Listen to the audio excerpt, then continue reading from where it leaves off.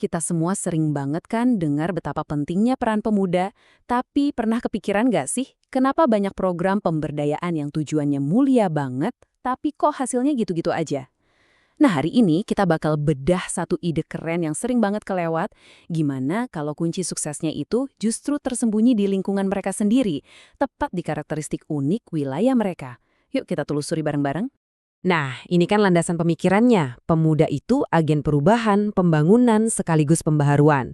Ini cita-cita kita semua. Tapi, konsep yang sekuat ini justru melahirkan satu pertanyaan besar. Kalau kita semua setuju potensinya sebesar ini, kenapa ya realisasinya seringkali nggak seideal itu? Dan ini dia nih pertanyaan intinya. Dengan semua potensi dan peran strategis yang mereka punya, kok bisa begitu banyak program pemberdayaan pemuda yang rasanya kayak jalan di tempat? Ada gap di mana sebetulnya? Pertanyaan inilah yang jadi pusat pembahasan kita kali ini. Oke, kita masuk ke bagian pertama ya. Kita akan coba bedah kenapa ada jurang yang cukup dalam antara potensi pemuda yang begitu besar dengan hasil program yang seringnya terbatas. Jawabannya ternyata mungkin lebih simpel dari yang kita kira. Ini dia nih biang keladinya. Banyak banget program yang dirancang dengan pendekatan satu ukuran untuk semua. Coba bayangin deh, program pelatihan digital marketing yang sama persis dikasih ke pemuda di pusat kota industri dan pemuda di desa agraris. Ya jelas hasilnya nggak akan optimal kan? Soalnya kebutuhan, peluang, dan tantangan mereka itu beda banget. Oke, kalau cara lama itu keliru, terus gimana dong solusinya? Disinilah kita sampai pada momen pencerahannya. Kunci untuk benar-benar membuka potensi pemuda itu ya dengan memahami dan memanfaatkan konteks lokal mereka. Coba kita lihat konsepnya lebih dalam. Konsep ini namanya pendekatan teritorial. Gampangnya gini, ini adalah strategi yang nggak pukul rata semua. Sebaliknya, setiap kebijakan dan program itu dirancang secara khusus untuk menggali dan memaksimalkan potensi unik yang ada di setiap wilayah. Mau itu ekonomi, sosial, ataupun budayanya. Coba deh kita bandingin. Di satu sisi, ada pendekatan satu ukuran yang kaku, dan seringnya nggak nyambung. Nah, di sisi lain ada pendekatan berbasis kawasan yang justru adaptif dan relevan banget. Fokusnya geser nih, bukan lagi soal apa yang mau kita kasih, tapi lebih ke apa sih yang sebetulnya mereka butuhkan. Pergeseran cara pikir inilah yang membedakan program yang cuma jalan sama program yang beneran berhasil. Biar nggak ngawang-ngawang, kita lihat langsung aja deh contoh nyatanya dari sebuah studi kasus di Kabupaten Tangerang. Penelitian di sini nunjukin jelas banget betapa drastisnya perbedaan karakteristik pemuda, bahkan di dalam satu kabupaten yang sama, tergantung mereka tinggal di kawasan mana.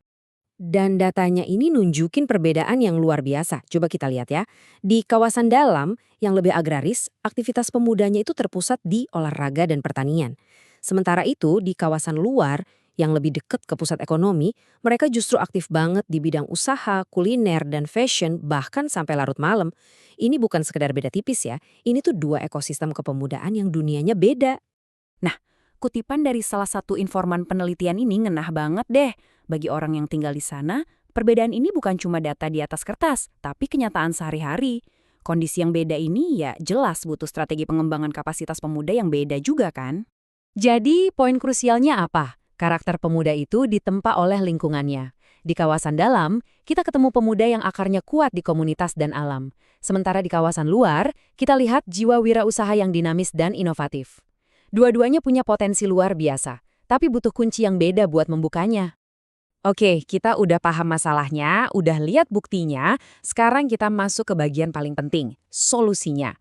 Gimana caranya kita menerjemahkan analisis karakteristik kawasan ini jadi program pembangunan pemuda yang beneran kena sasaran? Logikanya jadi jelas banget kan? Program inkubasi bisnis fashion bakal relevan banget di kawasan luar, tapi mungkin jadi sia-sia di kawasan dalam, yang justru lebih butuh inovasi di bidang agroteknologi. Program yang efektif itu harus bisa berbicara dalam bahasa dan menjawab kebutuhan lokal. Jadi, strateginya gimana? Pertama, kita mulai dari akarnya. Perkuat usaha lokal yang sesuai sama potensi kawasan. Ini buat menciptakan peluang yang nyata.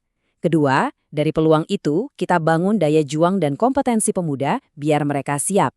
Ketiga, wadahi semangat mereka dengan memperkuat organisasi kepemudaan.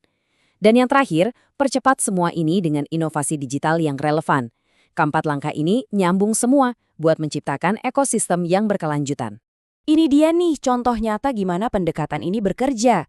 Di sini kita lihat inovasi ekonomi kreatif, di mana pemuda bisa mengubah limbah, sesuatu yang dianggap nggak berguna, menjadi produk kerajinan yang punya nilai jual.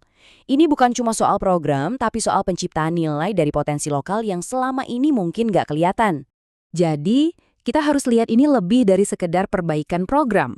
Menerapkan pendekatan berbasis kawasan ini adalah sebuah investasi strategis untuk masa depan, yang bakal memperkuat daya saing daerah dan ujung-ujungnya bangsa kita juga.